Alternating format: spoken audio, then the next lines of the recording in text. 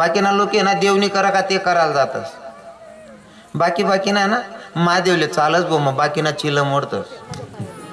तुमनाकडे नाहीत ना तसा, नाही ना? हां आमनाकडे शेत ना तसा. तो एकले म्हणतो काय रे भाऊ म्हणे, मी महादेव ना बघतय म्हणे, महादेवले चिलम पिऊ आणून चाले मग आमले का बने म्हणतात. महादेव असं काय माय पिये तुले चिलमच दिक नाही का रे, महादेवने हालाल विष प्राशन करली ना, तुला नाही वाटत का थोडंफार रोगार बिगार पिले उभं असं. भगवंत काही करायचे त्याच्या मागे काहीतरी कारण होतं. पार्वती मातेला सांगितलं का ग तू जाते ना, मला पण नाही. पार्वती माता म्हणते स्वामी असं जाता येणार नाही. हा पार्वती माता काय म्हणे शंकर भगवानले, स्वामी तिथं फक्त महिलांना प्रवेश आहे, स्त्रियांना प्रवेश आहे, पुरुषांना प्रवेश नाही. पार्वती मातान सांग स्वामी धनी आपल्या दिवस ना बायका बी नवरा असले स्वामी धनी म्हणत, पहिल्या बाया बी नवरा असले तसंच म्हणत कारभारी. आमना घरना आता जायला शेत, आमना घरना आता जायला शेत. हा ते कसं काय वातावरण पिंट्यान पप्पा हो दीदी ना पप्पा. शंकर भगवंत सांगत होते तू जाते ना, मला पण नाही. म्हणले तुम्हाला नाही प्रवेश तिथं, पुरुषांना नाही जाता येणार. अगं कर ना काहीतरी. म्हणले स्त्रिया जाऊ शकतात. मग एक काम कर, मला सुद्धा आहे ना तुझी मैत्रीण बनवून घेऊन जाय, मला पण शृंगार दे. मग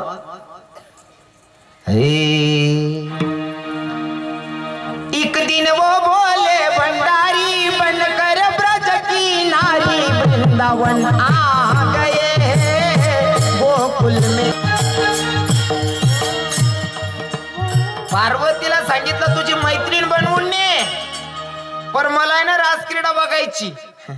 अरे साडी नेसवली महादेवाला पार्वती मातेनं, मैत्रीण म्हणून घेऊन गेली. पण नेमकं घडलं असं रासक्रीडेमध्ये ना, हो ते नृत्य करता करता घडलं असं.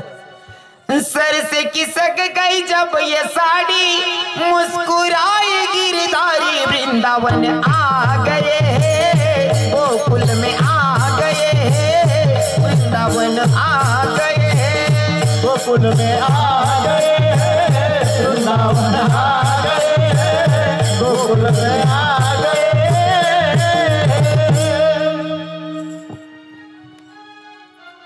हाच महादेव. या महादेवानं काय काय कर्तबदारी केली महाराज. 14 रत्न काढण्यासाठी विष्णू भगवंतानं मोहिनीचं रूप धारण केलं आणि तिथून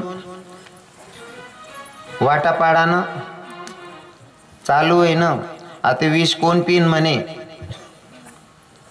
पंगीत मग पहिले नंबरले ते बशी जातच लोके, पण पतारवा कोण उचलेन भाऊ, बरोबर आहे का नाही? हा पर माझ्या भगवंतानं महादेवानं अशी कर्तबदारी केली. मणिमलसूर नावाचे दोन दैत्य होते. मणिमलसूर नावाचे दोघं दैत्यांनी भगवंताला प्रसन्न करून घेतलं महादेवाला. सर्वात घोडा देव म्हणजे महादेव, लगेच प्रसन्न होणारं दैवत म्हणजे महादेव. भगवंताला प्रसन्न करून घेतलं 2 राक्षसांनी. मी राक्षसांची गोष्ट करतोय बरं. 2 राक्षस होते मणिमलसूर नावाचे दोघं भावांनी देवाला प्रसन्न करून घेतलं महादेवाला. महादेवाकडनं वर मागून घेतला, देवा आम्ही कोणाच्या हातून मारायला नको, शेवटी तुझ्या हातून सुद्धा नाही. म्हणले तथास्तु. हो म्हणलं, होकार दिला.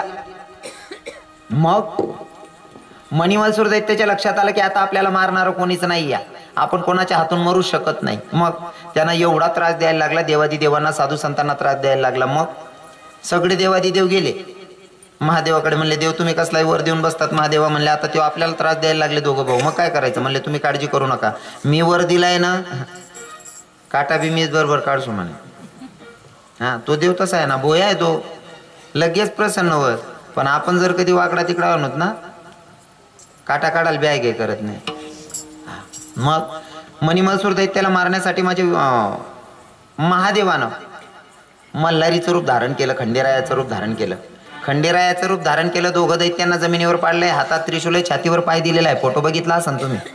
हा दोघं दैत्य खाली पडलेले आहेत, राक्षस हातात त्रिशूल आहे. दोघं दैत्यांनी आडवा हात केला. महादेवाला मल्हारी देवाला सांगितलं, खंडेरायाला म्हणले देवा आम्हाला मारण्यासाठी तुला रूप पालटावं लागतंय, आमचं काहीतरी पुण्य असेल तरच ना म्हणे. हा आमचं काहीतरी पुण्य म्हणून तुला नामरूपाला नवीन यावं लागतं. म्हणले हो. अवतार बदलावा लागतोय. म्हणले हो. मग देवा आमचं काहीतरी पुण्य आहे, आणि जर आमचं काही पुण्य असेल तर आता तुझ्याकडनं काही वर मागायची इच्छा आहे. म्हणले मागा लवकर, काय मागायचंय तर. मणिमसूर दैत्यानं वर मागितला होता, खंडेराया झाला ना महादेवा? म्हणले हो. मग आता तुझे भक्त वाढतील म्हणे. हा, मग तुझे भक्त जेवढं तुझं गुणगान गातील ना तेव्हा आमची सुद्धा सेवा त्यांनी केली पाहिजे, आमची सुद्धा चाकरी केली पाहिजे म्हणे. तथाच तू. मग आपण खंडेरायानं गोंधळ घालतस, करतस ना आपण. खंडेरायाचा गोंधळ घालतात ना, गोंधळ घालतात. त्याच्यामध्ये पंक्ती 2 असतात, एक गोड आणि एक तिखट. 5 वरे जे वाढतस तुम्ही, बरोबर आहे ना बहिणी सर? 5 वरे जे वाढतस, त्या 5 वरे जे वाढतस ना त्या देवणार राहतस. आणि 5 पावली जेजुरी करायला जातस तडे बी नैवेद्य लय जातस तुम्ही. तडे काय लय जातं 5 पावली जेजुरी करायला जातं? काजू, बदाम, अक्रोट, अंजीर. काय याच ना मनात इथला हुशार राहतस ना खूप. हे धारमा गुंडाने टाकले तो सापडायला पाहिजे ऐन टाइमले. गोंधळवालाचे पक्क समजी घे काय सांग राय ना असं. 5 पावली जेजुरी करायला जातात ना ते राक्षसांचं भोजन आहे. आणि ज्या गोडमध्ये बसतात ना 5 वरांमध्ये ते देवाचं भोजन आहे.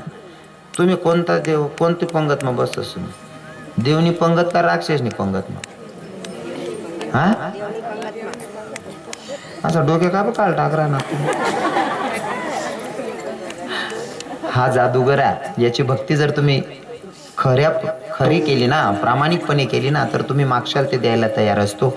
आणि तीच भक्ती आता तुम्हाला करायची, देवाकडे मागायची वेळ आलेली आहे. अंतःकरणापासून भक्ती करायची. सगळ्यांनी टाळी वाजून भजन गायचंय महाराज.